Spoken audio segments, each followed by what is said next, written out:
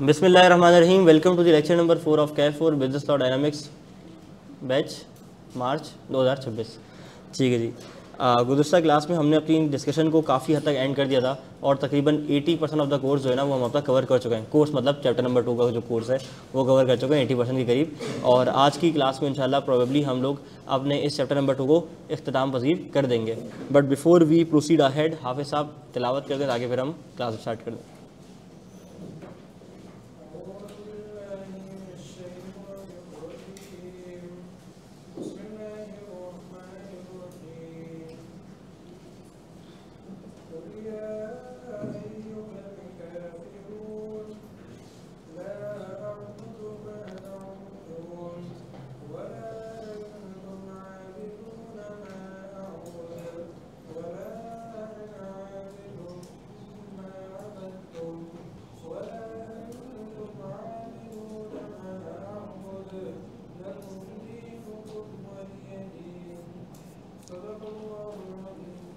जज़ाकल्लाह भाई, जज़ाकल्लाह।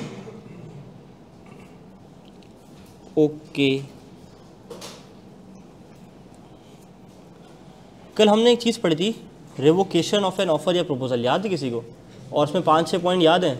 उसके अंदर एक पॉइंट के अंदर एक और वैल्यू एडिशन होने जा रहा है। मेरी बात गौर से सुनना। एक पॉइंट हमने पढ़ा था कि non fulfilment of condition, revocation bye non fulfilment of condition.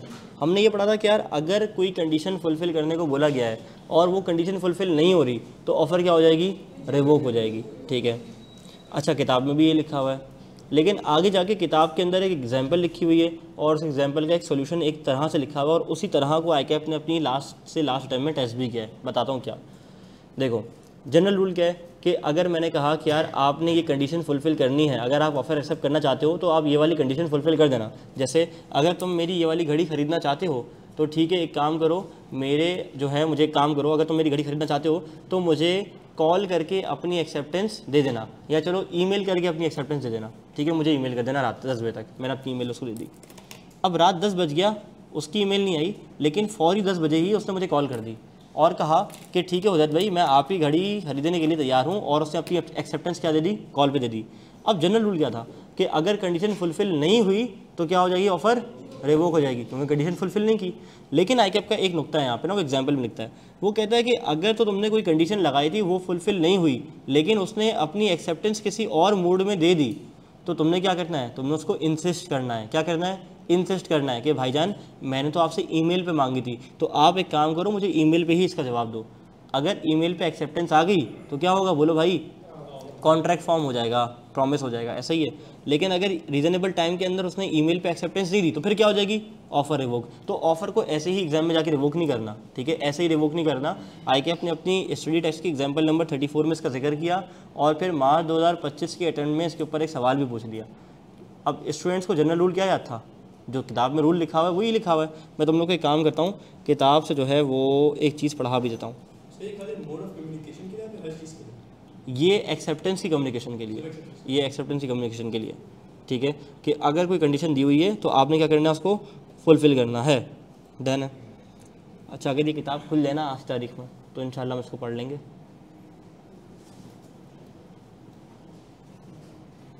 चलो माशाल्लाह। अच्छा, आईकैप की किताब में मैं तुम लोगों को दिखा दूँ कि किस तरह की होती है। इससे पहले एक काम करते हैं, हम इस किताब को ना कर लेते हैं कि सामने इंपोर्ट कर लेते हैं ताकि हमारी ज़िंदगी आसान हो जाए।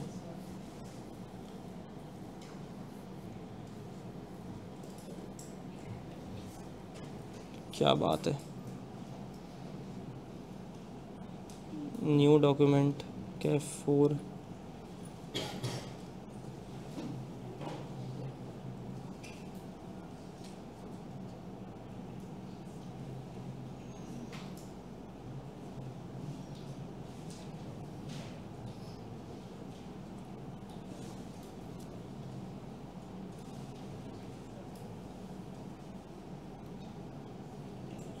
क्या बात है।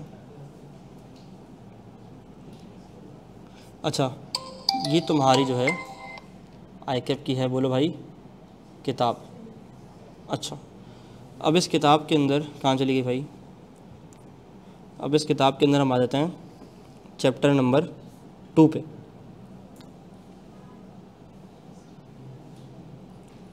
एक सेकंड, एक कॉल ले लूँ। जी अस्सलाम वालेकुम।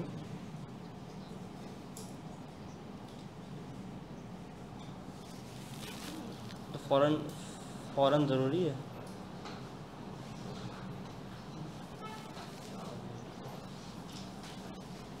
चलो मैं करता हूँ ट्रांसफ़र, आप मुझे भेज दें अकाउंट नंबर। मैं वैसे क्लास में हूँ तो पॉसिबल नहीं होगा। चलें, ओके ओके ओके। अच्छा जी, तो हम जा रहे थे कहाँ पे? चैप्टर नंबर 2 पे। हम चले जाते हैं यहाँ पे। अच्छा, किताब के अंदर ना चैप्टर इस तरह से दिया हुआ है। अब ये देखो, promise, promisor, promisee, agreement, contract, enforceability, सब कुछ आ गया, एग्जांपल्स भी आ गए। अच्छा जी, कम्युनिकेशन व्हेन कंप्लीट, ये मैं आज पढ़ाऊँगा आपको। अच्छा, मैनर ऑफ रिवोकेशन। अच्छा ओके। और जनाब एडिशनल पॉइंट्स आ गए, ठीक है, और एक्सेप्टेंस आ गई। कम्युनिकेशन व्हेन कंप्लीट ये आज पढ़ लेंगे हम लोग इंशाल्लाह। और कंडीशंस फॉर वैलिड एक्सेप्टेंस, ये रही एग्जांपल नंबर 34।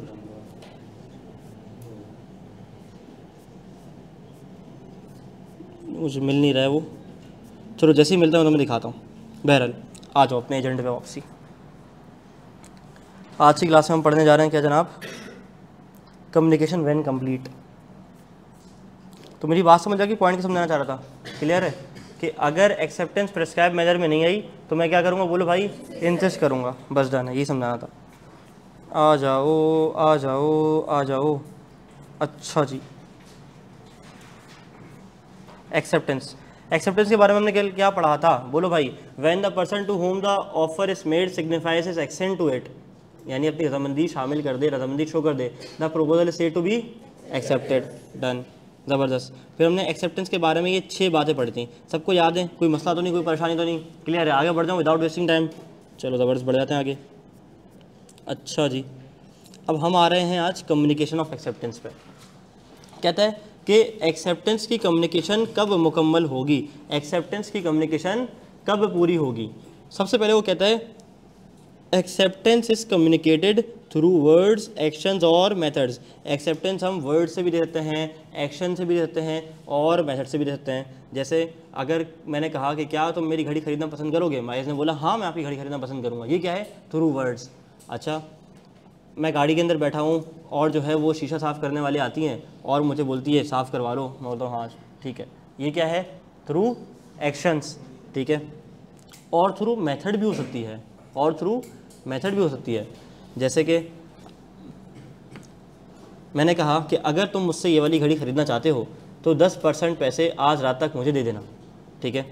अब इसने कोई एक्सेप्टेंस नहीं दी अब तक, लेकिन ये मेरे पास आया और 10% अमाउंट इस घड़ी की मेरे हाथ में ला के दे दी और मैंने वो रिसीव कर ली, तो ये क्या है? Acceptance by method. इसने इसका कोई ऐसा अमल करना जिससे ये शो करे कि ये मेरी ऑफर एक्सेप्ट कर चुका है, तो एक्सेप्टेंस ऐसे भी दी जाती है। ज़रूरी नहीं है इजाब व कबूल की तरह और वो बोले लड़का कि हाँ मैंने कबूल किया, ये 3 लफ्ज़ जब तक बोलेगा नहीं निकाह नहीं होगा, ऐसे नहीं होता, ठीक है। इस केस में क्या है कि कोई अगर ऐसी हरकत भी कर दे, कोई ऐसा काम भी कर दे जिससे ये इम्प्लाई हो जाए कि वो अब मेरी चीज़ को एक्सेप्ट कर रहा है, मेरी ऑफर को एक्सेप्ट कर रहा है, तो फिर बोलो ये क्या है? वैलिड एक्सेप्टेंस है, डन। अच्छा, वो कह रहा है कि can not be accepted if the offeree remain silent.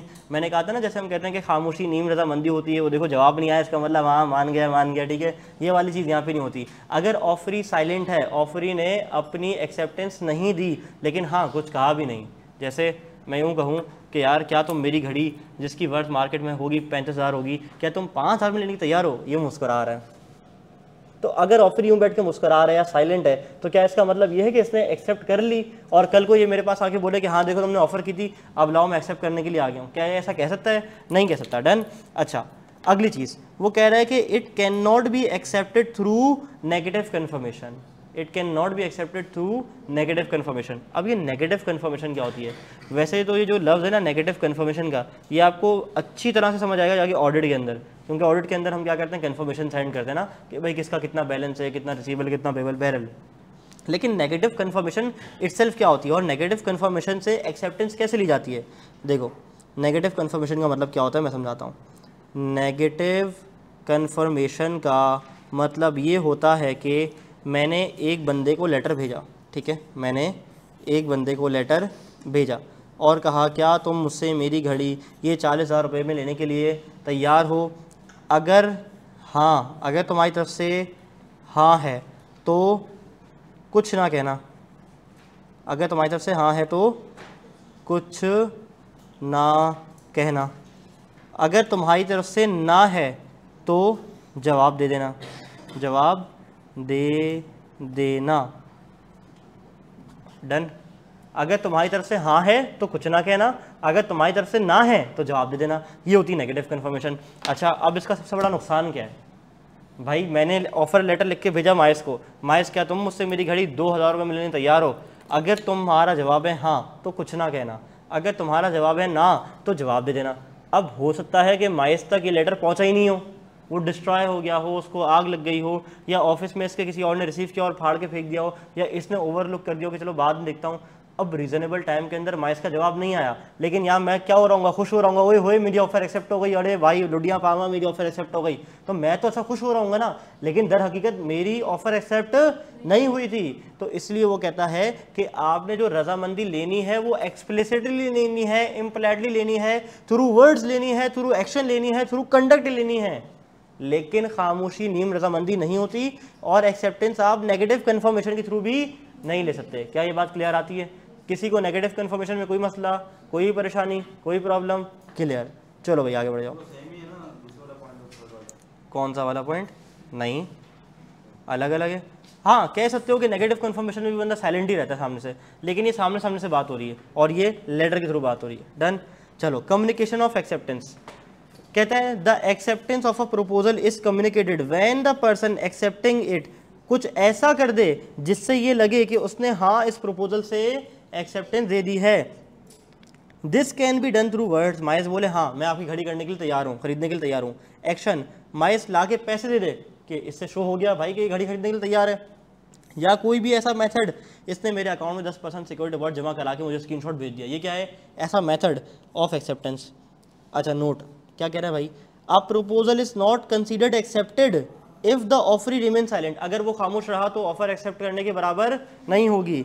It can not be accepted through negative confirmation. ये नेगेटिव कन्फर्मेशन से भी मैं एक्सेप्ट नहीं करवा सकता। इसका मतलब क्या है? इसका मतलब ये है कि जस्ट बिकॉज के ऑफरी कुछ नहीं कहा, ऑफरी रिजेक्ट नहीं की या साइलेंट रहा with in a certain time, 2 दिन के अंदर अंदर ये साइलेंट रहा, इसने जवाब नहीं दिया, इसका हरगिज मतलब ये नहीं है कि प्रपोजल एक्सेप्ट हो गया है। Acceptance must be actively communicated. क्या मेरी बात समझ आ रही है? Acceptance must be actively communicated. Clear है? कोई मसला नहीं है, आसान सी चीज़। अब बताओ लॉ से क्या डरना? कोई डर वर है नहीं है। तो अब तुम्हें कौन बोले कि रट्टा लगाओ? उसका रट्टा लगाना नहीं, समझ लिया ना, एक रूल समझ लिया। अब कोई भी सवाल आएगा वो रूल तुम्हें उर्दू में याद है, उसको रख के तुमने बस एक दो बार रीडिंग कर लेनी है। उसके जो मोटे मोटे वर्ड्स हैं, एक्टिवली कम्युनिकेटेड, ड्यूली कम्युनिकेटेड और रेवोकेशन और नॉन फुलफिलमेंट और रिजेक्शन, पता चल जाए ना केस कौन सा है, खुद लिख लोगे, कोई मुश्किल नहीं है। आ जाओ। अब कह रहा है कि when communication will be complete. Communication कब कंप्लीट समझी जाएगी? आओ इसके लिए एक केस बना लेते हैं। केस कुछ ऐसा है, ये क्या है भाई, ताली मार रहे हैं? अच्छा चलो खैर, हमें क्या कह रहा है, कम्युनिकेशन कब कंप्लीट समझी जाएगी? ये है भाई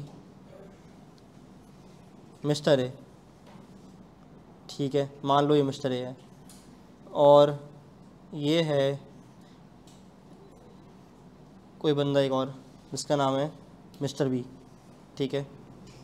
मिस्टर ए ने मिस्टर बी को एक ख़त भेजा, ठीक है, एक ख़त भेजा, क्या तुम मुझसे मेरी गाड़ी ख़रीदना पसंद करोगे? और वो गाड़ी है कुछ ऐसी, थोड़ी सी मरीज़ गाड़ी बन जाए। तो मुझे ड्राइंग आती नहीं है वैसे, मैंने अपना जो 9th क्लास का जर्नल है ना, वो भी किसी खातून से बनवाया था। क्या हो गया भाई? ड्राइंग नाराज़ हो गई यार। घास खाएं, घोड़ा खा गया, तो घोड़ा खाएं, घास खाने के बाद घोड़ा क्यों हो गएगा? वो भी चला गया। तो मेरे साथ भी यही हुआ है, सब कुछ चला गया। एक बार घास फिर से उगेगी तो घोड़ा अपने आप वापस आ जाएगा। आ जा यार, तंग नहीं कर, तंग कर रहा है यार ये। क्या चीज़? गाड़ी भी शर्मिंदा हो गई ना। उसने बोला नहीं, मेरी इतनी ह्यूमिलिएशन मैं तो बर्दाश्त नहीं। ओए गाड़ी आ गई, गाड़ी आ गई, गाड़ी आ गई, क्या बात है। अच्छा, ये भाई हमारी गाड़ी है। मिस्टर ए ने मिस्टर बी को कहा क्या तुम मुझसे मेरी गाड़ी खरीदना पसंद करोगे। अब अज्यूमिंग जो भी है ये 8 लाख रुपए की सुजुकी मारुति है, ठीक है, 8 लाख रुपए की सुजुकी मारुति खरीदना पसंद करोगे, और अगर खरीदना पसंद करोगे तो मुझे अपना जवाब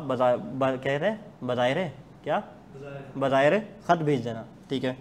अच्छा, बज़रिया कहते हैं, बज़ाहिर नहीं, बज़रिया है, ठीक है। अच्छा, हाँ, अच्छा, जो हम कहते हैं ना वाया, ठीक है। चलो, कहता है कि अब कम्युनिकेशन कंप्लीट कब होगी। अब इस केस में ज़रा मुझे एक बात बताओ कि ये बंदा कौन है। ऑफरर यानी कि प्रोपोज़र कह सकता हूँ, ऐसा ही है ना, और प्रोमिसर अगर वो हो गया तो। अच्छा, और ये ऑफरी। कह रहा है एक्सेप्टेंस कब कम्युनिकेट होगी, कब कंप्लीट होगी। सबसे पहले कह रहा है फॉर द प्रोपोजर यानी कि मेरे लिए। अगर मैंने कहा क्या तुम मेरी गाड़ी खरीदना पसंद करोगे, तो मेरे लिए कम्युनिकेशन कब कंप्लीट होगी। ये कंप्लीट हो जाएगी when the acceptance is send by the acceptor. अच्छा, वो कह रहा है कि जनाब ये सारा जो काम हुआ है ना, ये सारा काम हुआ है लेट्स से यकुम जनवरी को, ठीक है। ये क्या है, यकुम जनवरी को सेंड हो गया। अच्छा, और रिसीव हो गया लेट्स से 5 जनवरी को, डन। अच्छा, अब वो कह रहा है कि for the offeror proposal communication कब कंप्लीट होगी। क्या कहता है, when the acceptance is send by the acceptor. क्या अब तक कोई कम्युनिकेशन कंप्लीट हुई है, नहीं, क्योंकि कोई एक्सेप्टेंस नहीं हुई। अब क्या हुआ जनाब, अब हुआ ये कि इसको ख़त मिला 5 तारीख को, इसने 6 तारीख को सोचने का टाइम लिया। कहाँ जा रहे हैं नाराज़ होकर मुझसे, सोचने का टाइम लिया। अच्छा, और हुआ ये कि 6 जनवरी को इसने अपनी एक्सेप्टेंस सेंड कर दी, इस लेटर के ज़रिए, डन।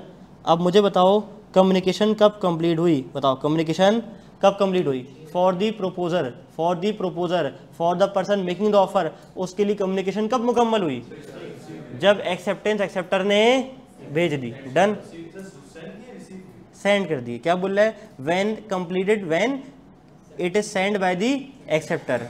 अच्छा, अब कह रहा है कि फॉर द एक्सेप्टर के लिए यानी कि ऑफरी के लिए, आप इसको ऐसे भी कह सकते हो, ऑफरर के लिए कब कंप्लीट होगी, ऑफरी के लिए कब कंप्लीट होगी, तो आप लोगों को याद करने में और आसान रहेगा। लेकिन एग्जाम में कोशिश करना कि for the acceptor for the proposal लफ्ज़ इस्तेमाल करो, क्योंकि कॉन्ट्रैक्ट एक्ट में यही वाला लफ्ज़ लिखा हुआ है, ठीक है। अच्छा, फॉर द एक्सेप्टर यानी कि ऑफरी के लिए कम्युनिकेशन कब कंप्लीट होगी। कहता है completed when acceptance is received by the proposer. कह रहा है इसके लिए जब मुकम्मल होगी जब एक्सेप्टेंस कौन रिसीव कर ले, प्रोपोजर रिसीव कर ले, डन। अच्छा, यानी कि 6 तारीख को अगर इसका लेटर ऑफ एक्सेप्टेंस गया है और 7 तारीख को इसको क्या हो गया है, रिसीव हो गया है, तो अब मुझे ज़रा बताओगे कि कम्युनिकेशन कब कंप्लीट हुई है। ऑफरर के लिए कब कंप्लीट हुई, जब उसको मिल गई है, उसने लेटर ऑफ एक्सेप्टेंस भेज दिया, जब लेटर ऑफ एक्सेप्टेंस भेज दिया यहाँ। अच्छा, दूसरी ऑफर कब कंप्लीट हुई है, किसके लिए, ऑफरी के लिए। ऑफरी के लिए कब कंप्लीट हुई है, जब उसने रिसीव कर लिया, डन। अच्छा, यहीं रुक के एक और सवाल पूछूं, अगर मैं ये पूछूं कि ऑफर किस दिन से पहले पहले रिवोक हो सकती है।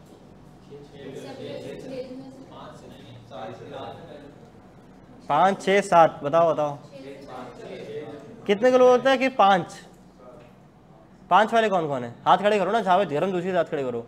1, 2, राफिया, हम आपसे बेहतर एक्सपेक्ट किए थे, 2, 3, 4, 5। अच्छा, सोचो 6 आया ना जवाब। अच्छा, कितने लोगों को लगता है कि 6।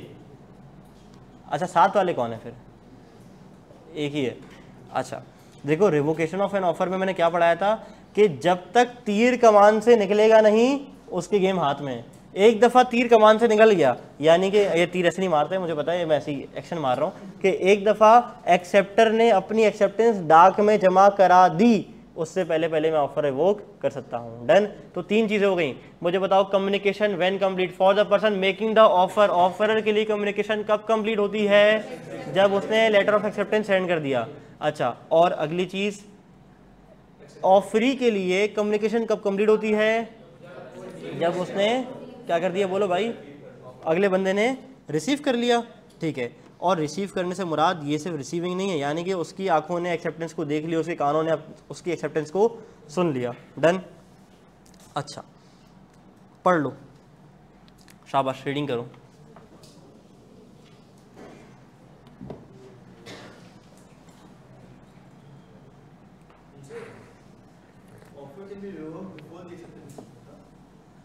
Before the acceptance is sent, यानी कि इसके लिए एक लफ्ज़ इस्तेमाल होता है, ऑफ़र उस वक्त तक रिवोक हो सकती है जब तक एक्सेप्टर ने अपनी एक्सेप्टेंस को कोर्स ऑफ ट्रांसमिशन में नहीं डाला। मैं बता रहा हूँ ना, ज़माने ख़तो किताबत की बात है, जब अपनी ऑफ़र की एक्सेप्टेंस को कोर्स ऑफ ट्रांसमिशन के अंदर डाला जाता था।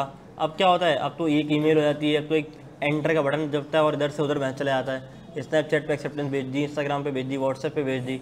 बात समझ आ रही है? तो अब तो एक्सेप्टेंस किसी भी तरह से कहीं भी भेजी जा सकती है। क्या मेरी बात क्लियर है? चलो पढ़ लिया मायरा बाजी? पुराने लेक्चर नहीं, मुँह नहीं छुपाओ, पहचान लिया मैंने। पुराने लेक्चर ले लिए? हाँ आधे। कौन कौन से ले लिए? नहीं, बी लॉ के कितने ले लिए? एक ही लिया। ओरिएंटेशन तो नहीं ली? वही लिए बस, कोई मसला नहीं है। ये भी हमारी IITA मई 2025 के स्टूडेंट हैं, वन ऑफ द ब्राइटेस्ट। ठीक है, सारे IITA वाले मई वाले तेज थे, बहुत अच्छे बच्चे थे सारे। ठीक है, इनकी एक और खूबी भी है कि ये मीठा बनाती है ना तो मिला के देती हैं। ठीक है, चलो आ जाओ पढ़ लो दूसरी हेडिंग।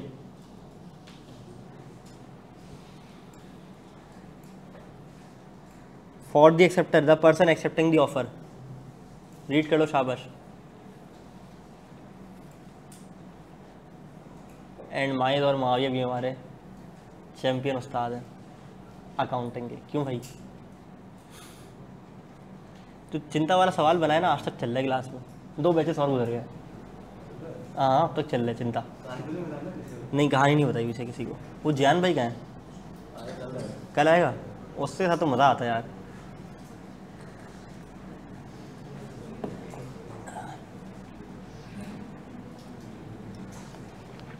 एक्सेप्टर को कैसे पता चलेगा ऑफरर ने रिसीव कर लिया है? सवाल आया, सवाल। एक्सेप्टर को कैसे पता चलेगा कि ऑफरर ने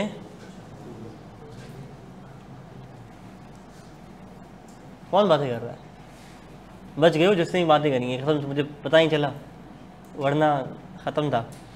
सवाल सुन लो ना यार। कह रहा है एक्सेप्टर को कैसे पता चलेगा कि ऑफरर ने रिसीव कर लिया है? क्या पता वो ड्रंक हो, क्या पता उसके भाई ने रिसीव किया हो। तो सवाल के अंदर वो इतनी एम्बिग्विटी नहीं देगा, वो सवाल में सीधा सीधा बताएगा कि इस दिन उसको लेटर ऑफ एक्सेप्टेंस कम्युनिकेट हो गया या उसने रिसीव कर लिया। ठीक है, अगली बात। तो एक्सेप्टेंस कैसे एक्सेप्ट होगी? When received but never knowing who received. बता देगा क्लास, उसके अंदर सवाल के अंदर बता देगा। परेशान होने वाली बात नहीं है। डन, क्लियर है? पक्का? किसी को मसला, परेशानी, प्रॉब्लम? पक्का? चलो नहीं यार, पहले एक केस। दिल नहीं भरा मेरा, अभी मैं नहीं जा रहा इसको छोड़ के, क्योंकि मेरा दिल भरा नहीं है। चलो, ऑफर सेंट 15 मार्च। ठीक है, ऑफर रिसीव्ड 18 मार्च। एक्सेप्टेंस सेंट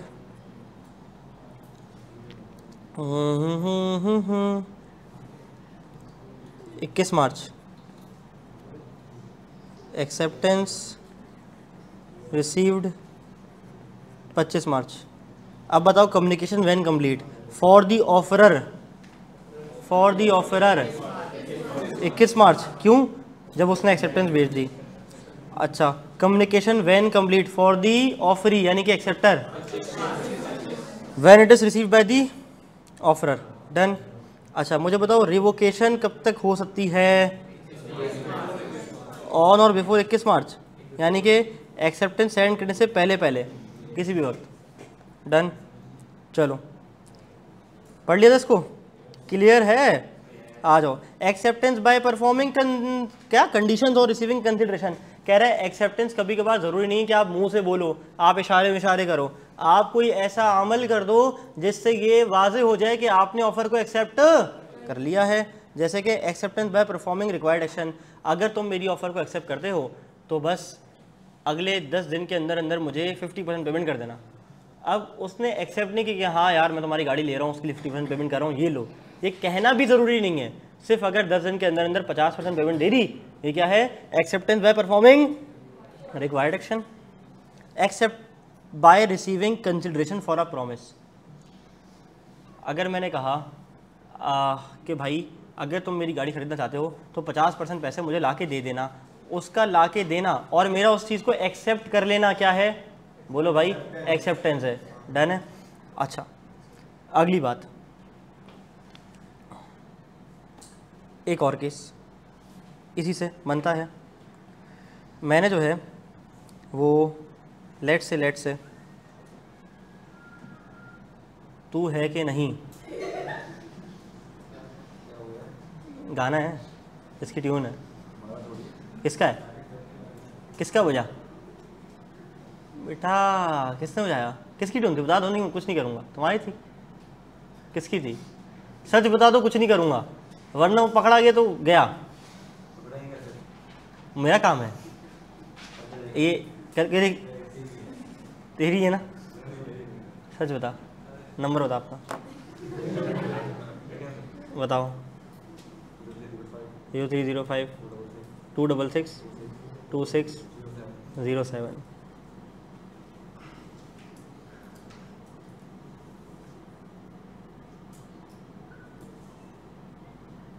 दूसरा नंबर तो नहीं है यार? ये था इन्हीं का, तुम्हारा था ना मौलिया? इमाम साहब आपको तो नहीं था यार? देखो नहीं बता रहे ना बेटा, इससे पहले भी क्लास में ही बच चुका है। पिछली क्लास में मैंने इग्नोर कर दिया ना, मिलना शायद मेरा व्यायाम होगा, मेरे दिमाग में बज रहा होगा, लेकिन आज वाकई बच गया। ठीक है, चलो आ जाओ यार। एक्सेप्टेंस बाय, मैं कोई एग्जांपल दे रहा था यार, भूल गया। हाँ, एक्सेप्ट, गाना बज गया बीच में, सीटी बजी, गाना भी नहीं। देखो, मैंने किसी को गुड्स सप्लाई कर दिए, कितने के? 1 लाख रुपए के, और साथ में मैंने उसे कहा कि अपनी एक्सेप्टेंस देना, ठीक है, इन कैश। ठीक है, अब हुआ क्या? उसने अपनी एक्सेप्टेंस दे दी वाया चेक। उसने लेटर भेजा कि हाँ मैं आपके ऑफ़र को कबूल करता हूँ और ये लीजिए 1 लाख रुपए का चेक। अब मैं पॉसिबली 2 काम कर सकता हूँ और मुझे 2 काम करने भी चाहिए। क्या? पहली चीज़, इंसिस्ट करना चाहिए। एक ही काम करूँगा ना, बल्कि इंसिस्ट करना चाहिए।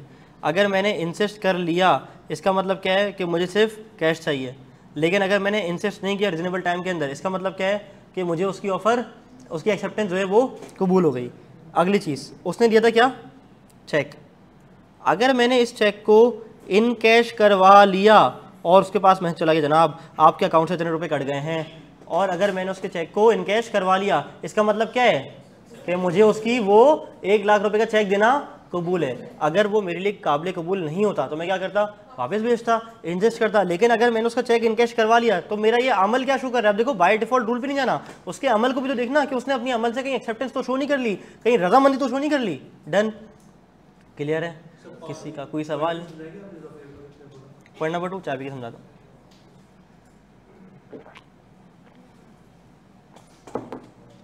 पॉइंट नंबर 2, मैंने ये कहा कि अगर आप मेरी ऑफ़र को एक्सेप्ट करना चाहते हो तो 1 लाख रुपए का कैश जमा करा देना मेरे अकाउंट में। सॉरी, 1 लाख रुपए का कैश मुझे दे देना, हैंड ओवर कर देना। और उसने वो 1 लाख रुपए का कैश नहीं दिया, 1 लाख रुपए का कैश नहीं दिया। उसने लेटर ऑफ एक्सेप्टेंस भेजा और कहा कि मुझे आपकी ऑफ़र कबूल है और मैंने जो है ना वो आपने जो गुड सप्लाई किया उसके अगेंस्ट ये लीजिए 1 लाख रुपए का चेक।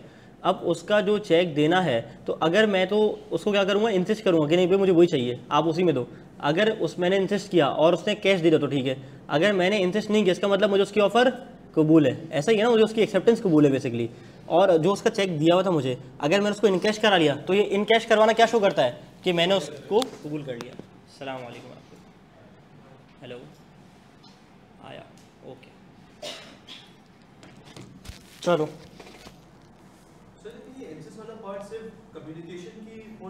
एक्सेप्टेंस कम्युनिकेट करने के लिए।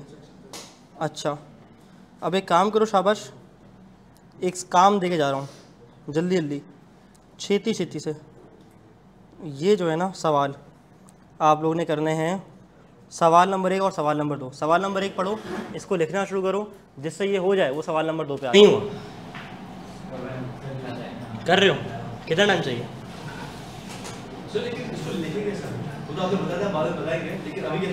पॉइंट बना लो।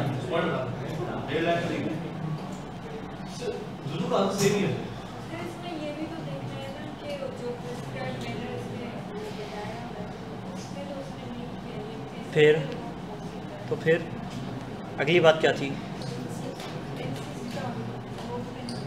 ठीक है, करो डिस्कस। हो गया पक्का? राफिया हो गया, और बाकियों के नाम मैं याद कर रहा हूँ ऐसा ऐसा, माइज, मुआविया, समी, हो गया? ठीक है।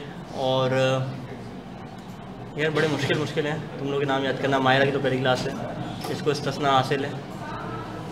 चलो खैर, हो जाएंगे हम याद इंशाल्लाह। पढ़ लूँ? चलो, under the contract act 1872 discuss करो whether DIO is bound to deliver the oil to Dawood by 25 March. अब यानी कि इस सवाल में कोई DIO है, ठीक है, और कोई कौन है? दाऊद। इनके दरमियान कोई ना कोई कॉन्ट्रैक्ट हुआ होगा ना। आओ देखते हैं क्या हुआ होगा। कह रहा है कि DIO is engage in the business of supplying imported cold pressed oil including cooking oil and essential oils to a wide range of customers. On यकुम March 2025 DIO offer to sell 100 litre of lavender oil to Dawood. DIO ने यह वादा किया कि वो 100 litre तेल बेचेगी, किसको? दाऊद को। डन है। अच्छा, आगे कहता है कि at a discounted rate with delivery to be made on 25 March 2025। The offer contains clear instruction. Offer के अंदर क्या है? इंस्ट्रक्शन। यानी कौन सी ऑफर है? कंडीशनल ऑफर है। That a signed confirmation letter must be send by 4 March 2025। Delivery कब है? 25 को। और कन्फर्मेशन लेटर मुझे कब तक चाहिए? 4 तारीख को। If the offer was accepted on 4 March 2025, उसी दिन दाऊद ने ऑफिशियल नंबर पे कॉन्ट्रैक्ट किया और कहा कि यार मैं ऑयल ख़रीदने के लिए तैयार हूँ। हाउएवर, उसने कहा कि वो लेटर नहीं भेज सका चूँकि वह आउट ऑफ कंट्री था। अब बताओ कि क्या वो लायबल है उसको माल पहुँचाने के लिए या नहीं? कभी भी अपना आंसर डायरेक्ट नहीं करना। क्या पढ़ाया था कि अगर एक्सेप्टेंस जो है ना वो प्रिस्क्राइब मूड में नहीं है तो क्या करना चाहिए था? हमें उसको बोलना चाहिए था भाई, इंसिस्ट करना चाहिए था परफॉर्मेंस पे कि जिस तरह से मैंने कहा है वैसे ही आप मुझे करके दो। लेकिन अगर मैंने इंसिस्ट नहीं किया रीजनेबल टाइम के अंदर, तो इसका मतलब क्या है कि मैंने उसके मोड ऑफ एक्सेप्टेंस को कबूल कर लिया। और अगर मैंने मोड ऑफ एक्सेप्टेंस को कबूल कर लिया तो then I am bound to deliver it. Done. लेकिन अगर मैंने उसके मोड ऑफ एक्सेप्टेंस को कबूल नहीं किया तो फिर I am not bound to deliver it. Done है? क्या कोई मसला, कोई परेशानी, कोई प्रॉब्लम? इसका आंसर पढ़ लें। आ जाओ, इसका आंसर रीड कर लेते हैं। अच्छा, ये देखो किस अटैम्प्ट का सवाल था पता है?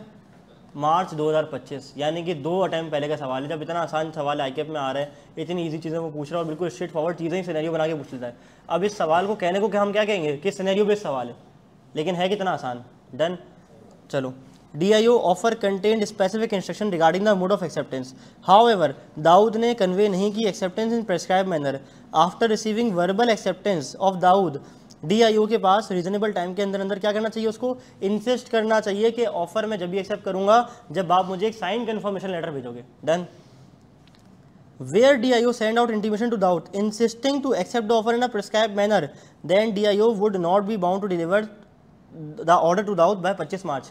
यानी कि आसान इंग्लिश में वो ये कहना चाह रहा है कि अगर तो उसने इंसिस्ट कर दिया था और एक्सेप्टेंस फिर भी नहीं आई तो then he is not bound to deliver. However, अगर उसने इंसिस्ट ही नहीं किया कि मुझे एक्सेप्टेंस दो प्रिस्क्राइब मैनर में, देन इसका मतलब है कि मैंने उसकी उस एक्सेप्टेंस को एक्सेप्ट कर लिया और फिर मुझे 100 लीटर ऑफ लेवेंडर ऑयल 25 मार्च तक देने पड़ जाएंगे। अच्छा, अब एग्जाम में क्या गलती थी? जैसे आप लोगों ने बोला नहीं लायबल ही नहीं है, डायरेक्ट मुंह फाड़ के ऐसे नहीं करना, बल्कि क्या बोलना है भाई, कोई इंसिस्ट करने का ऑप्शन था नहीं था, इंसिस्ट करना चाहिए था ना। तो एग्जामिनीज ने भी ये गलती की है। अच्छा, मैंने तुम लोगों को ओरिएंटेशन के अंदर बोला था कि मुझे याद दिलाना 2 चीज़ों पे बात करनी है, एग्जामिनर कमेंट मार्किंग स्कीम ना। ओरिएंटेशन में याद दिलाया ना, पूरे वीक याद दिलाया, अगला वीक लग गया है। अब बता रहा हूँ, ICAP जो है ना, जब आपको पेपर देता है ना तो क्वेश्चन पेपर तो देता ही देता है और रिजल्ट के बाद देता है सजेस्टेड सॉल्यूशन, और उसके साथ साथ 2 डॉक्यूमेंट्स और अपलोड करता है। एक होता है एग्जामिनर कमेंट, एक होती है क्या? मार्किंग स्कीम या मार्किंग प्लान। अच्छा, एग्जामिनर कमेंट क्या होता है? एग्जामिनर कमेंट जो है ना वो बेसिकली एक ओवरऑल कमेंट होता है पेपर के ऊपर कि पूरे पेपर का पासिंग परसेंटेज या पासिंग रेशो क्या रहा और बच्चों ने कैसा परफॉर्म किया। एक होती है मार्किंग प्लान। अच्छा, एग्जामिनर कमेंट में भी एक ओवरऑल होता है और एक होता है सब सवाल स्पेसिफिक, यानी इस सवाल में परफॉर्मेंस कितनी रही, इस सवाल में पासिंग परसेंटेज कितनी रही, इस सवाल में बच्चों ने क्या अच्छा किया क्या बुरा किया। तो अपनी आज से आदत बना लो और नियत कर लो, ठीक है, नियत करो, ऐसे हाथ उठा के नियत करो कि हम रोज़ का रोज़ जब भी सवाल सॉल्व करेंगे एग्जामिनर कमेंट पढ़ेंगे। बोलो नियत करो, हाँ बस नियत करो, नियत करो, वरना फेल हो जाओगे। नियत नहीं करोगे तो फेल हो जाओगे, ठीक है। तो नियत कर लो कि जब भी सवाल सॉल्व करोगे उसका एग्जामिनर कमेंट और मार्किंग स्कीम साथ साथ देखोगे। क्योंकि देखो एग्जामिनर कमेंट से इतना फ़ायदा होता है ना, मुझे इतना फ़ायदा हुआ, मैं तुम्हें क्या बताऊँ। एग्जामिनर कमेंट से मुझे फ़ायदा पता क्या हुआ कि जो सवाल मैं अटैम्प्ट करता रहा उसका एग्जामिनर कमेंट पढ़ता गया। इससे मुझे फ़ायदा ये हुआ कि जो कॉमन भंड या जो कॉमन मिस्टेक्स बच्चे एग्जाम में करके आ रहे थे ना, अक्सर औकात मैं भी वही गलती कर रहा होता था। तो जब मुझे पता ये चल गया कि एग्जामिनर रिपीटेटिवली किस चीज़ पे मार्क्स डिडक्ट कर रहा है, क्या वो एक्सपेक्ट कर रहा है और क्या बच्चे नहीं कर रहे, तो कम से कम जो 90-95% आवाम गलती करके आ रही है ना, मेजर भंड जो है वो मैं नहीं करूँगा। इसका मतलब कोई नई गलती के चांसेस बहुत ही कम होंगे, ऐसा ही है। तो कोई नई गलती करके आ जाऊँगा, लेकिन वो वाली गलती कम से कम दोबारा दोहराऊंगा नहीं। बात समझ आ रही है? इसलिए एग्जामिनर कमेंट बड़े इंपॉर्टेंट होता है। फिर एक होता है मार्किंग प्लान। कभी कभार हमें समझ नहीं आता ना कि किस पॉइंट के लिए कितना लिखना है। क्या एक पॉइंट का 1 नंबर होता है? क्या एक पॉइंट के 2 नंबर होते हैं? क्या एक पॉइंट का आधा नंबर होता है? क्या एक पॉइंट का 0.75 नंबर होता है? हाँ, ऐसा भी होता है। अब वो कैसे पता चलेगा? जैसे उसने अगर 4 नंबर के लिए लिखा है ना कि एक चीज़ है, जैसे एक्सेप्टेंस के अंदर कितनी बातें हैं, condition of a valid acceptance कितनी बातें हैं? 6-7 बातें। अगर उसने 3 नंबर का सवाल पूछा और बोला state the condition of a valid acceptance, कितने पॉइंट लिख के आओगे? 3 लिख के आओगे। सब यही 3 कह रहे हैं। जब मैं लिखता था तो मैं भी 3 ही लिखता था कि यार बस 3 है ना तो 3 लिखूंगा। जब आप मार्किंग प्लान खोलते हो ना ऐसे सवाल का, तो उसके अंदर आता है 0.5 मार्क फॉर ईच पॉइंट। अब 6 तुम्हें आते थे, तुमने कितने लिखे? 3, 1.5 नंबर गवा दिया। ये बहुत छोटे सवाल की बात कर रहा हूँ। किसी में अगर 10 पॉइंट है और तुम 10 पॉइंट के बजाय 5 लिख कर आ गए 5 नंबर के लिए, कितने मार्क्स गवा बैठे? आओगे यार। पेपर तो ऐसा हुआ ICAP को तो बस मैंने जो है ना घर तक पहुंचा दिया इस बार, बहुत आग लगा दी, बहुत टाइट पेपर हुआ है। पता चला 45-47 कि जो लोग अबव 40 पे फेल हो रहे होते हैं ना, उनके कॉन्सेप्ट में मसला नहीं होता, वो कोई ना कोई गलती कर रहे होते हैं पेपर के अंदर। और इवन ऐसे भी सुन तरीन लोग हैं पेपर के अंदर जिनको मैं चिल्ला के थक जाता हूँ पेपर से पहले कि ICAP की जो शीट होती है ना, आंसर शीट, उसकी इंस्ट्रक्शन पढ़ के जाया करो कि जिस पेज के ऊपर आपने सवाल नंबर नहीं लिखा वो मार्क्स उसके नहीं मिलेंगे। ये सारी चीज़ें भी होती हैं। सेशन एंड पे सिखाऊंगा कि ICAP की आंसर स्क्रिप्ट को कैसे फिल करना होता है। तो लोगों को ये कॉमन चीज़ें ही नहीं पता होती, तो कॉमन मिस्टेक्स करोगे तो पेपर रुक जाएगा। अब इसका मतलब ये नहीं कि लॉ की वजह से फेल हो गए, इसका मतलब ये अपनी बेवकूफ़ी की वजह से फेल हो गए। बात समझ आ रही है? चलो एग्जामिनर कमेंट पढ़ लो। कहता है कि examinee did not discuss that DIO has a right to demand acceptance of offer in a prescribe manner.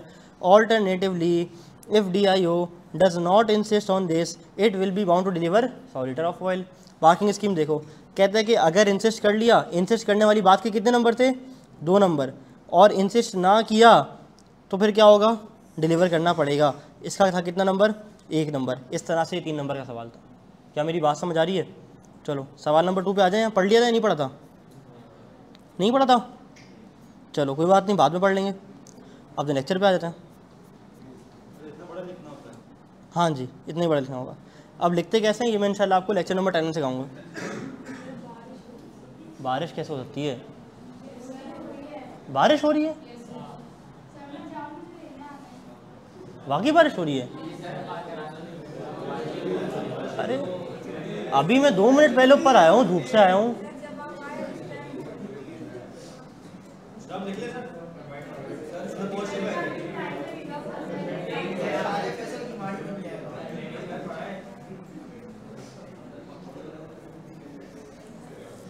चलो यार, अब चूंकि कराची के हालात ऐसे हैं, बारिश हो रही है, तो तुम लोगों का निकलना यहाँ से सेफ़ नहीं है, इसलिए हम क्लास में बैठ के पढ़ाई करेंगे।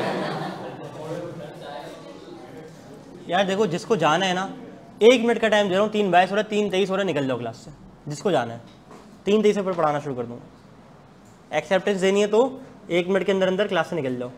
और अगर 1 मिनट के अंदर अंदर क्लास से निकले तो मैं समझ जाऊँगा कि तुम लोगों को पढ़ना है। क्या चीज़? सर बेटा कहाँ है? वो बच्चा कहाँ गया? नबील पूछ रहा है भाई। ऐसा अगर तुम रिकॉर्ड लेक्चर देखो तो ये मैं नहीं हूँ, नबील है, ठीक है? क्या टॉन्डी था? मतलब घर वाले लेने आ गए, जाओ। हाँ क्लास चलती रहेगी। और कोई क्या चीज़? आधे घंटे में वो पढ़ाऊँगा जो एग्ज़ाम में बहुत इंपॉर्टेंट है, देखते जाओ। चलो, रिवोकेशन ऑफ एक्सेप्टेंस हमने लास्ट क्लास में डिस्कस किया था, क्या? Revocation of offer. आज हम पढ़ने जा रहे हैं रिवोकेशन ऑफ एक्सेप्टेंस। क्या एक दफ़ा अगर एक्सेप्टेंस कम्युनिकेट हो गई तो क्या वो रिवोक हो सकती है या नहीं हो सकती? वो कह रहा है कि एक दफ़ा अगर एक्सेप्टेंस कम्युनिकेट हो गई तो वो रिवोक नहीं हो सकती। अच्छा, अब एक्सेप्टेंस क्या कह रहा है कि it can be revoked before the communication is completed. अब तुम लोग के जहन में सवाल नहीं आना चाहिए कि क्या कम्युनिकेशन कब कंप्लीट होती है। बताओ, आएगा सवाल या नहीं आएगा? नहीं आएगा ना, क्योंकि तुम सबको पता है कि कम्युनिकेशन कब कंप्लीट होती है। बताओ, कम्युनिकेशन कब कंप्लीट होती है? किसके लिए? ऑफरर के लिए। एक्सेप्ट मैंने ऑफरी के लिए बोला है। वो किस किस पॉइंट से बात कर रहा है? वो किस एंगल से सवाल बोल रहा है? वो बोल रहा है कि क्या मैं अपनी भेजी हुई एक्सेप्टेंस को रिवोक कर सकता हूँ? कह रहा है हाँ कर सकते हो, before the communication is complete. अब एज फॉर व्हाट? ऑफरर या ऑफरी? ऑफरी। डन। जब तक ऑफरर की आंखें उसको देख ना लें, कान उसको सुन ना लें, उससे पहले रिवोक का ऑप्शन है। क्या मेरी बात समझ आती है? क्लियर है? चलो, इसकी एक और मिसाल। भाई ए ने बी को ख़त लिखा, दोनों एक ही शहर में रहते थे बेवकूफ़, लेकिन ना ख़त पे बात करते थे। ए ने बी को ख़त लिखा, क्या तुम मेरी मोटर बाइक ख़रीदना पसंद करोगे? और उसको 2 दिन बाद पहुंचा ख़त। तीसरे दिन बी ने कहा कि हाँ मैं तुम्हारी मोटर बाइक ख़रीदना पसंद करूँगा इसी पैसों में, मेरी तरफ से एक्सेप्टेंस डन। अब 3 का ख़त जो है ना वो पहुँचना था 5 तारीख को। 4 तारीख को कॉल करके उसने मना कर दिया कि यार जो मैंने एक्सेप्टेंस भेजी ना मैं उसको रिवोक करता हूँ। क्या वो कर सकता है? क्यों? क्योंकि उस तक वो पहुंची नहीं है। डन। चलो ज़बरदस्त, पढ़ लो उसको। सुपर ह्यूमन, अस्सलाम वालेकुम सर, मैं लेट तो नहीं हो गया? भाई हो गए, शुक्र करो क्लास में लेट हो, दुनिया से लेट नहीं हुए।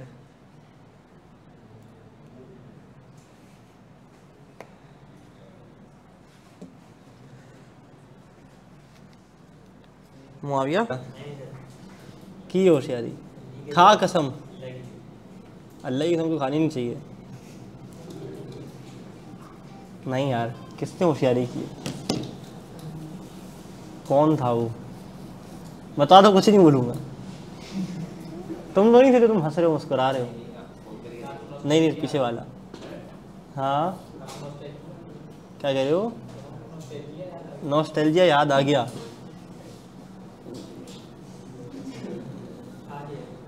2015 है ना? 15 कहना है? इतनी अच्छी मेमोरी है मेरी, याद है यार मुझे। चलो, गाड़ी में बज गए 2। अच्छा, एक चीज़ ना मैं लिख के लाया हूँ, बेसिकली लास्ट टाइम भी लिखी हुई थी। जब ये पेपर स्प्लिट हुआ था ना, और जब ये पेपर कंबाइन हुआ था, तो उसके क्या स्टेट्स थे? 2015 में ना ICAP की एजुकेशन स्कीम आई, जिसके अंदर बी लॉ और सी लॉ को क्या कर दिया गया था? मर्ज कर दिया गया था। उसके अंदर भी ऑप्शन था कि आप सी लॉ अलग दे दो या बी लॉ सी लॉ साथ दे देना। तो मैं बहुत सारे बच्चों को कहा करता था कि सी लॉ अलग है तो अलग दे दो, या बी लॉ अलग है तो अलग दे दो, बाद में मर्ज हो जाएगा, मसला हो जाएगा, ठीक है। लेकिन वो नहीं मानते थे। तो ये ICAP के रिजल्ट के स्टेट्स हैं। जिन्होंने बी लॉ और सी लॉ दिया था, तो डेफिनेटली बहुत सारे लोग यही थे जो मेरी बात नहीं मान रहे थे। मतलब मेरी क्या बात, मतलब 2015 में तो मैं खैर 9 क्लास में था, लेकिन खैर जो लास्ट टाइम वाली स्टेट्स है ना, ये बात तो अभी लेटेस्ट स्टेट्स हमारे पास इंशाल्लाह सडन के बाद आ जाएंगे, टेंशन नहीं लो। अच्छा, उस वक्त भी तो स्टूडेंट्स का रवैया यही होगा ना। तो जो लोगों ने अपनी टीचर की बात नहीं मानी होगी, या जो लोग होशियारी कर रहे होंगे, नहीं साथ देंगे, तो जिन्होंने साथ दिया वो 3060 थे जो अपेयर हुए थे, और उसमें से पास कितने हुए? 704। कितनी परसेंटेज? 23। जिन्होंने सिर्फ सी लॉ पोर्शन दिया वो थे 1027, पास कितने हुए? 538। तो खैर मैंने जब ओरिएंटेशन के अंदर बात की थी, वो बात में मैं अभी भी कायम हूँ कि कंबाइंड पेपर की पासिंग परसेंटेज गिरती है और गिरेगी। भले मेरी क्लास की अच्छी हो जाए, ठीक है, लेकिन एवरेज पे गिरेगी। तो अगर आप चाहते हो कि पासिंग परसेंटेज अच्छी हो जाए तो क्या करना है भाई? रिवीजन करना है, प्रैक्टिस करनी है, सवालात करने हैं और रजिस्टर बनाना है। रजिस्टर से याद आया, करने से रिलेटेड, तो वो एड्रेस भी करना मेरा काम है। वो मसला क्या हो सकता है? एक बात तो ये कि मुझे एक बात बताओ ना, अगर तुम एक एग्जामिनर हो, ठीक है, अपने आप को एग्जामिनर के कपड़ों में रख के देखो, जूतों में रख के देखो, जिसमें भी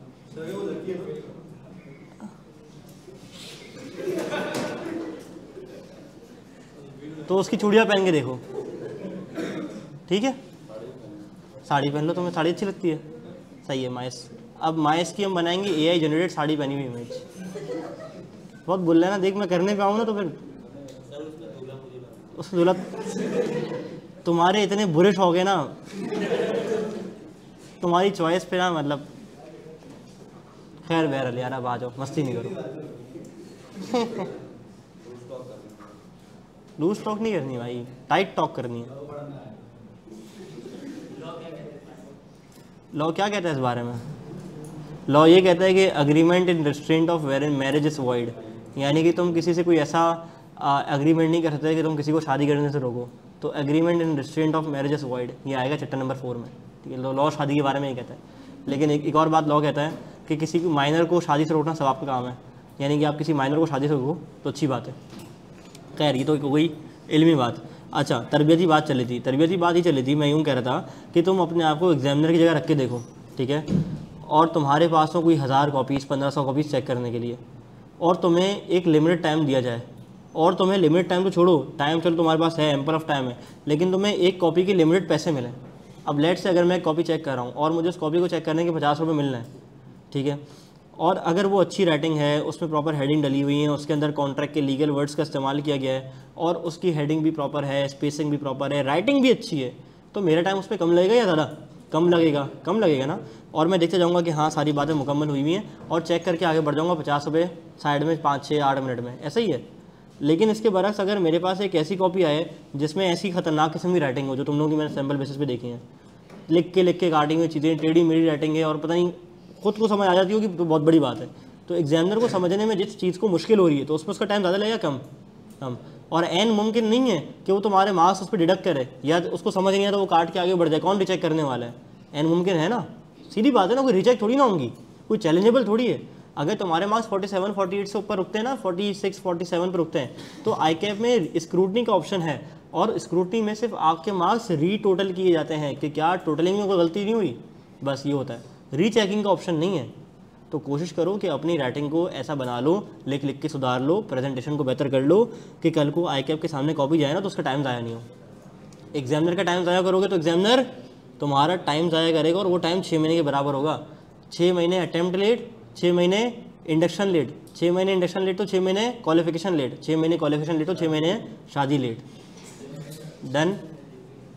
फिर आप आगे से आगे मल्टीप्लाई करते जाओ कि क्या क्या लेट हो जाएगा उसकी वजह से। मेरी तो हो गई, मैं तो एक्सेप्शन हूँ ना, बहुत कम लोग हैं। सर अहमद की मेरे ख्याल विद इन आर्टिकल्स हो गई थी, मेरी विद इन आर्टिकल्स हो गई, ठीक है, तुम भी कर लेना विद इन आर्टिकल्स, मसला नहीं है। कुछ मानने वाला हो सामने से।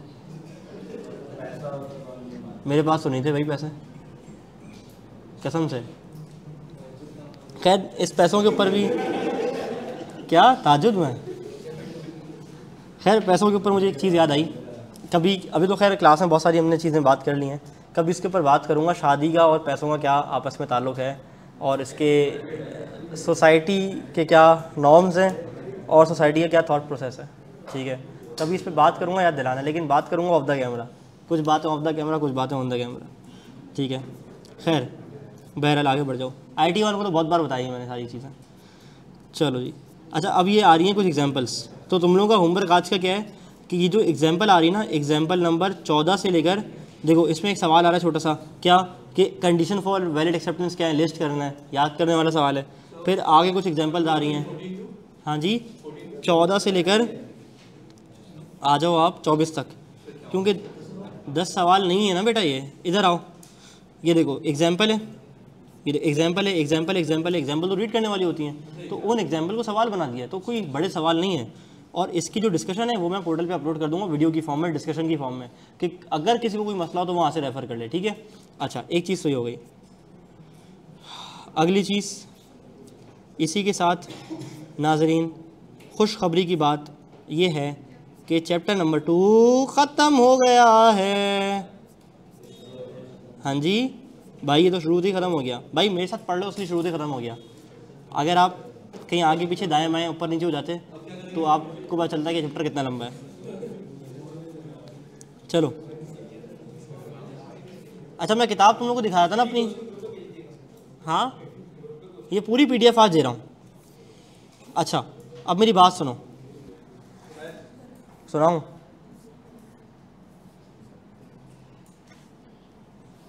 हमने बात कर ली थी कहाँ तक? ऑफर तक। अब आ जाओ मेरे नोट्स पे। एक्सेप्टेंस पढ़ ली? Acceptance done. Condition of a valid acceptance done. Communication of acceptance done. Communication when complete. Acceptance by performing condition receiving cancellation. Revocation of acceptance done. Chapter हुआ इख्तिताम पजीर। अच्छा जी, अब आ जाओ। अब देखो, जब आप चैप्टर के एंड पे आ जाओ ना, कुछ सवालात तो ऐसे होते हैं जो बिल्कुल होते हैं कॉन्सेप्ट बिल्डर क्वेश्चंस, यानी कि कॉन्सेप्ट को समझाने के लिए वो एग्जांपल देना, वो सवाल देना, वो ज़रूरी था वहाँ पे। तो कुछ कॉन्सेप्ट के नीचे डब्बे के अंदर प्रैक्टिस क्वेश्चन आ रहा है, ये तो बिल्कुल बेयर मिनिमम है। इसके अंदर कुछ ICAP के 2020-21 के सवाल शायद मिल जाएँ, कुछ एग्जाम्पल मिल जाएँ, इन सबको मिला के वो कॉन्सेप्ट टेस्टर वहाँ पे शॉर्ट सवाल दिए हुए हैं।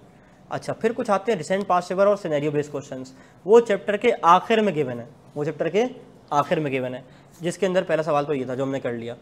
अब मैं करता क्या हूँ कि मेरा पूरा तरीक़ेकार पढ़ाने का ये है कि माइंड मैप्स के थ्रू पढ़ाया, नोट्स को रीड करवा दिया, उसके बाद आपने अपनी याद करना शुरू करना है। याद कैसे करना है वो आपके ऊपर है, माइंड मैप से याद करो या चैप्टर नोट्स पढ़ के याद करो, लेकिन कोशिश करना कि इस वीकेंड तक कम से कम चैप्टर नंबर 2 की अच्छी सी रीडिंग कर लो और ये सारे सवाल एक दफ़ा लिख के हाथ से कर लो। अच्छा, अब मैं आ रहा हूँ सवाल नंबर 2 पे। इसके कुछ सवाल ऐसे हैं जो मैं डिस्कस करूँगा और कुछ डिस्कस नहीं करूँगा, बताऊँगा क्यों। आओ देखो, 2024 का सवाल आ रहा है, 23 का आ रहा है, 22 का आ रहा है, फिर नीचे आते जाओ कहाँ तक आ रहा है? 2020 तक आ रहा है। अब मेरी भी तो कोई क्लास की फाइन लाइन होनी चाहिए ना कि मैं वहाँ जाके चीज़ों को रोक दूँ। अब जैसे मिसाल तौर पे मैंने अपनी फाइन लाइन ड्रॉ कर ली यहाँ पे 2020 के सवाल पे। अब इसके नीचे क्या आ रहा है? 12, 2007, 2007, 2003, 2003। कराने को तो मैं ये भी डिस्कस कर लूँ, करा दूँ, हो सकता है करा भी दूँ, या हो सकता है कभी वीडियो रिकॉर्डेड मैं आपको ना इसकी प्रोवाइड कर दूँ। लेकिन दो नुकसान आते हैं। एक तो ये कि अगर सारे ही सवाल में हर चैप्टर के 25-25, 30-30 कराने बैठ गया तो कोर्स इंशाल्लाह फिर अगले साल ख़त्म हो जाएगा।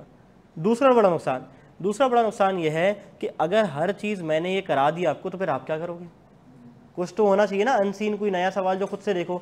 तो मैं तुम लोगों की दिमाग की जो फितूर हैं, जो दिमाग के कंसर्न हैं, उसको दूर करने के लिए एक हद तक रिसेंट अटेम्प्ट की सारी चीज़ें करवा दूंगा कवर, कि देखो रिसेंट अटेम्प्ट में पास्ट पेपर में ऐसी चीज़ें पूछ रहा है। लेकिन इसके अलावा तुम्हारा फ़र्ज़ क्या बनता है कि उन सवालात को एक दफ़ा दोबारा सॉल्व करो और अपनी ड्राफ्टिंग मुझे एक मरतबा चेक करवा दो। 9 से 10 क्लासों के दरमियान मैं ड्राफ्टिंग की क्लास प्रोवाइड करूँगा और उसके बाद तो ड्राफ्टिंग आपकी माशाल्लाह निखर जाएगी। इसी बात पर अगला सवाल पढ़ते हैं। Rectangle pharmaceutical RP offer to sell 1000 carton of a life saving drug at a discounted price to cube medicos. इस सवाल में कौन है? एक RP है और एक CM है।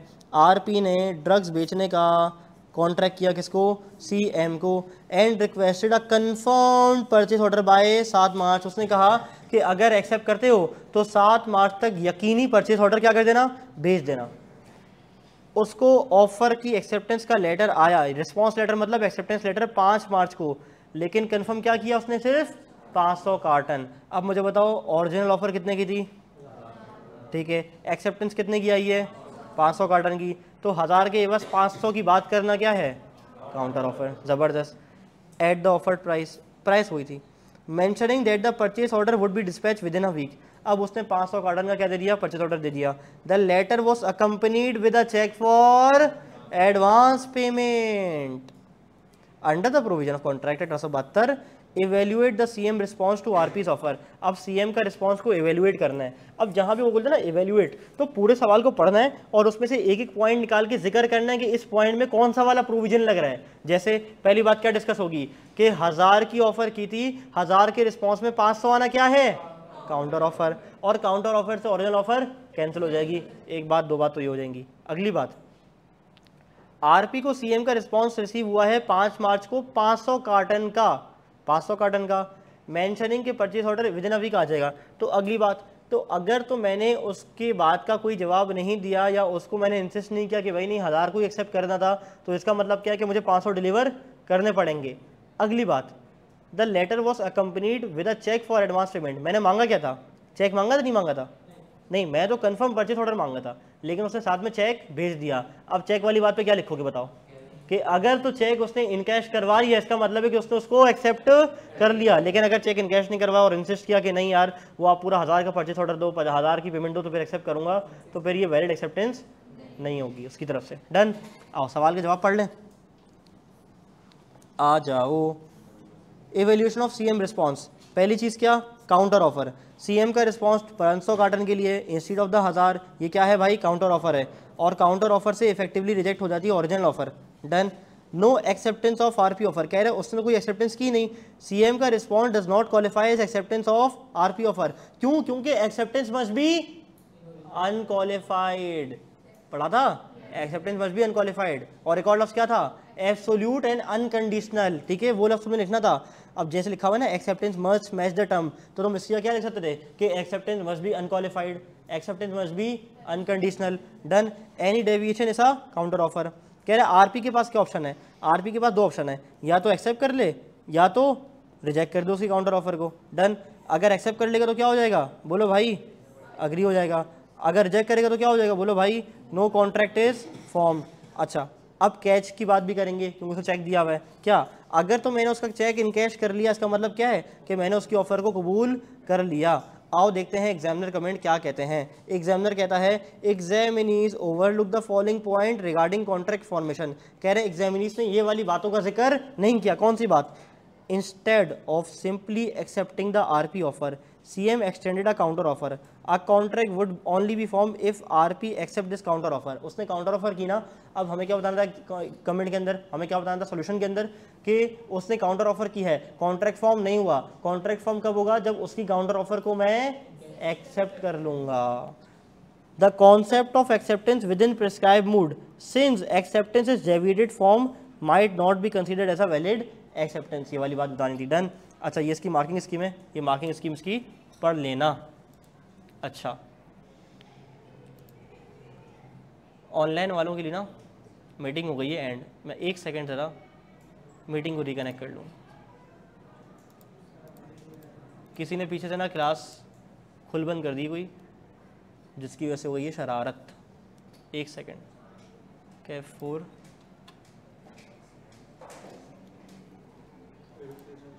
क्या चीज़,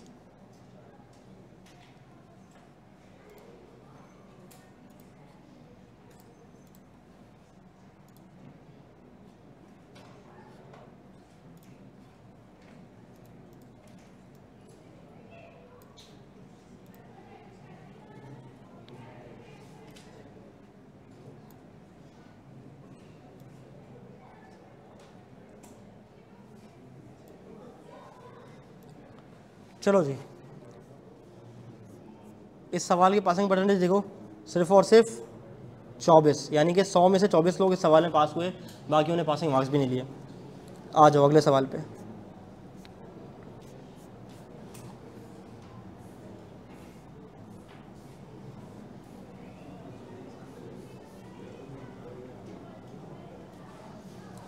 lime cement operate as a medium size cement manufacturer and distributor. The following pertains to LC operation. LC received an offer letter to export 50,000 bag of cement to Europe. LC को एक order मिला कि वो 50,000 cement की बोरियां Europe भेजेगा। According to the offer document, LC is required to send 2 sample cement back to the customer. ठीक है, मैं हूँ LC, ये है एक कस्टमर। कस्टमर ने कहा कि भाई एक एक्सपोर्ट ऑर्डर है, मैं बाहर बैठा हूँ, मुझे आप क्या कर दो, माल भेज दो, लेकिन क्या करो, पहले 2 सैंपल बैग भेजो। LC की production team is carrying out detail feasibility check, वो चेक करे होंगे भाई फिजिबल है नहीं है, जो भी लंबी कर रहे होंगे। वाइल हेड ऑफ सेल क्या बोल रहा है, हेड ऑफ सेल बोल रहा है जल्दी से जो है ना वो अपनी एक्सेप्टेंस भेज दो, इससे पहले कि ऑफर रिवोक हो जाए। उसको जल्दी लगी होगी ना, मेरी सेल्स हो जाएंगी, मेरी ऑफर रिवोक ना हो जाए अगले से, तो जल्दी काम करो, फिजिबिलिटी देखते रहना, फिजिबल तो होगा, एक काम करो एक्सेप्टेंस लेटर भेजो ताकि जल्दी से कॉन्ट्रैक्ट क्या हो जाए, फॉर्म हो जाए। Under the Contract Act, identify the possible situation in which the offer would be revoked. क्या पूछ लिया इसने बताओ, रिवोकेशन ऑफ ऑफर पूछ लिया। अच्छा, अब इसको आंसर करने के 2 तरीके हो सकते हैं, एक है सही तरीका, एक है गलत तरीका। सही तरीका क्या है, गलत तरीका क्या है? गलत तरीका क्या होता है? आपने 6 पॉइंट रटे हैं, कौन कौन से? नॉन फुलफिलमेंट ऑफ कंडीशन और डेथ और insanity, notice of revocation, lapse of time और बोलो क्या चीज?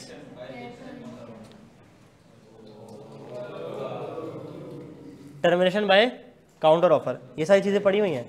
अच्छा, कोई मसला नहीं है, लाइट आने जाने वाली चीज़ है, नहीं, एक सेकंड ज़रा मैं रिकॉर्डिंग बंद कर दूँ। चलो आज की क्लास को इधर करते हैं, अपना बहुत सारा ख्याल रखिए, दवाइयाँ हिला के वक्त पे लेते रहिएगा। इंशाल्लाह अगली क्लास में मुलाकात होगी। अस्सलाम वालेकुम वरहमतुल्लाह।